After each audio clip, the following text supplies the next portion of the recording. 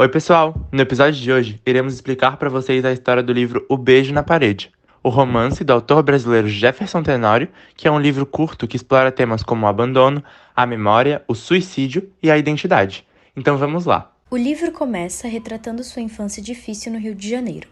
O menino sempre foi um aluno fraco e uma criança hiperativa.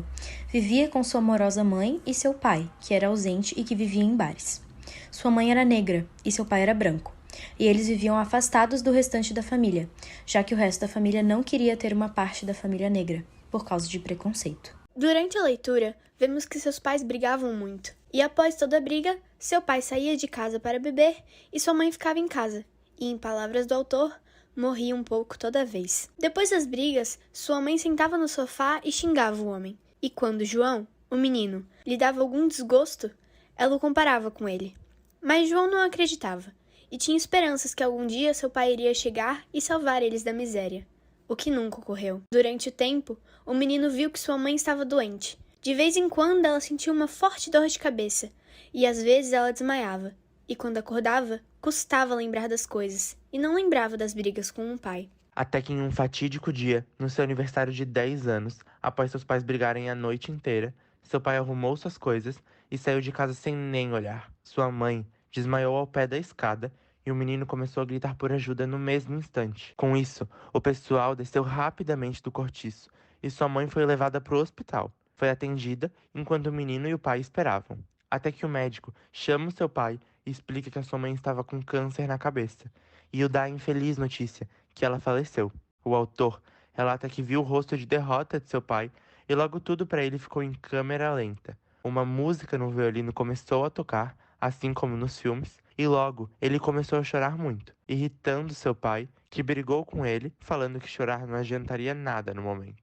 Logo, o menino e seu pai tiveram que se mudar para Porto Alegre, com esperanças de conseguirem se restabelecer, já que não estavam conseguindo morar no Rio de Janeiro.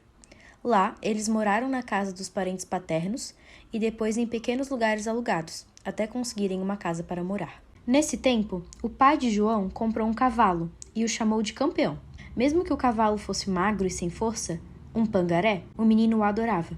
Durante esse tempo, o autor declara que seu pai era triste, mas às vezes o levava para o bar e deixava ele beber a espuma de suas cervejas. Ele também fala que presenciou um dos únicos momentos em que seu pai se orgulhava dele, após ele entrar em uma briga em defesa ao pai. Um dos pontos que o autor sempre traz à frente é um livro de capa vermelha em que, um dia, quando ainda morava no Rio e sua mãe ainda estava viva, encontrou segurando um móvel que estava torto em um cômodo de sua casa. Curioso, o menino tirou dali colocando um tijolo no lugar. Como não sabia ler, ele inventava histórias e se divertia assim. E quando aprendeu a ler, soube que o livro que tanto amava era Dom Quixote, de Miguel de Cervantes, um grande livro da literatura brasileira. Além de se divertir com o livro em sua casa nova, João achou um camundongo debaixo de sua cama e começou a brincar com ele. Quando seu pai descobriu, ficou bravo e marcou um médico achando que seu filho estava com algum problema na cabeça. No médico, o querido Dr. Fagundes o atendeu e apenas disse que João estava bem, só estava com vermes e anemia. Durante o tempo de medicamento, seu pai ficava de olho em tudo que fazia. Nesse mesmo período, ele começou a beijar as paredes, o que dá o nome ao livro. Em Porto Alegre, o menino começou a ir à escola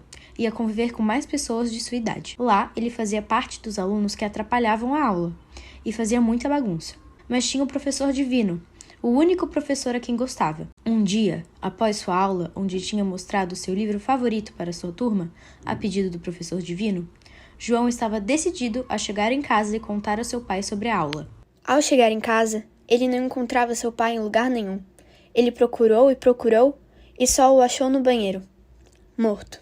Seu pai tinha cometido suicídio enquanto ele estava na escola e fez com que o menino ficasse sozinho, já que ele não tinha outra família com quem contar. Fugindo de pessoas que poderiam o tirar de sua casa, João vendeu Campeão, o seu cavalo, para se alimentar e pagar uma dívida de seu pai. E ele viveu assim por uns dias, até de ver o Dr. Fagundes, que, comovido com a sua história, levou uma assistente social simpática à sua casa e o levou para outro lar.